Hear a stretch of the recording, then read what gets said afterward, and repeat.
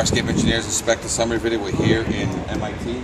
This is a fire escape that has some pre-existing conditions, pre-existing grading, pre-existing rails. It is showing evidence that somebody has maintained it and has been keeping it painted. It only has a few issues. As you can see, all the structural got redone, rebolted. Some minor connections, welded connection corners need just to be backed up with a bolt. That way I can negate the need for an x-ray or load test of that corner. Come on down, getting bolts. Got this everywhere, new bolts. The gussets, new bolts. There's not much evidence of caulking, but in some areas there is. But it's not a common thing, but they did use caulking in some areas. Again, the main concern we're going to have about these treads is these things run out from the inside out, so you need a flat clip here and a clip in the back so that you never lose this front. Otherwise, this is a component that we have to get a disclaimer of liability on it. Some original hardware down here, showing some evidence of rust that needs to be cleaned out, but again, it's minor. What I'm really concerned about is, again, structural cracks feeding water to all the steel. And so those are the things you have to concern yourself about. Some of these spacers on the grading, same thing. If some of them are starting to open up, we can okay them with an opinion affidavit, but then we have to have a disclaimer. You got to worry about where this water is coming from that's splitting these sills. These sills are feeding water now back into the steel somehow, so that's what we have to concern ourselves with. There is some bulging that was happening up above. So again, you can see evidence of rebolting throughout. So this is the, again, while you're dealing with the cement issue on this fire escape, you can address that. As you can see, rebolting, got to make sure that these get sealed so water doesn't get back here and start getting in here. So sealing is a key part of the recertification. Again, new bolts everywhere, which is great. Gussets, no rust in any connections.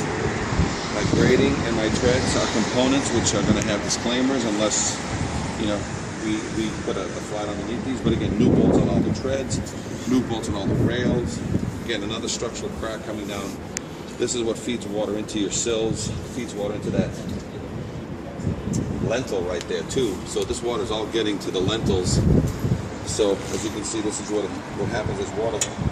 This water is not only damaging this wall, it's damaging this sill, and this sill wants to work its way down and feed water to the steel. It's an attraction, they need. But again, everything looks good. It was recently refurbished, probably the past, I'd say 15 to 25 years it was refurbished. And again, some siliconization occurred. And a lot of times, this is 50-year silicone. As you can see, it's still pliable to a certain degree. But I can't see any evidence of rust buildup, only in some minor issues. And again, with the cement being the main concern, a lot of times you can sort of patch this cement up very quickly and then issue a certification. You just got to make sure, again, this is not a galvanized fire escape, but you can see with the rust starting to make its way into the fire escape. Again, closed, rebolted, sealed. Just original grading and original treads. On some of the other ones we looked at, they were galvanized treads, galvanized grading replacements. This was not the case here. But even then, look at all the new connections sealed. Everything looks good here. New bolting on the stringers, new bolting on all the treads. Our main concern keeps coming to be, how is it tying back into the building and how good that is, because water is definitely, with all this green getting in here. That's something that's important that needs to get done. The last thing as we start getting here towards the bottom, this is how people are going to feed out through the rooms and through that is that we have this release mechanism here that needs to be reconfigured, because we may make it simpler and remove this and put in here a chain grab so that nobody from down below can break into it. Another suggestion is to take this thing out completely, put a staircase going down, and cage the bottom stair with 10 feet, so that way they can just go straight down and exit. 8 and 8 rise and run, 24 inches wide.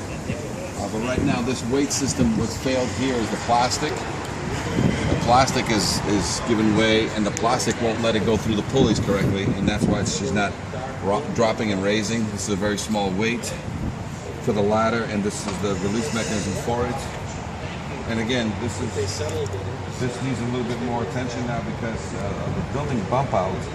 What happens is you only have about 16 inches here. You're supposed to have 24-inch clearance. You know what I'm saying? So that when you come through here, so there may be an opening, a requirement to open up this here. Otherwise, it's pre-existing non-conforming.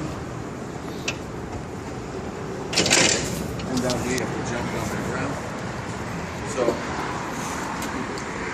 what I may want to suggest here is once this gets back up, or suggest an alternative if they want to put down a stair, but otherwise we can certify the fire escape in its current condition as pre-existing non-conforming, get the ladder to go back up, and now once the cement work is done, there's very little that needs to be certifying on this fire escape. Any questions, fire escape engineers?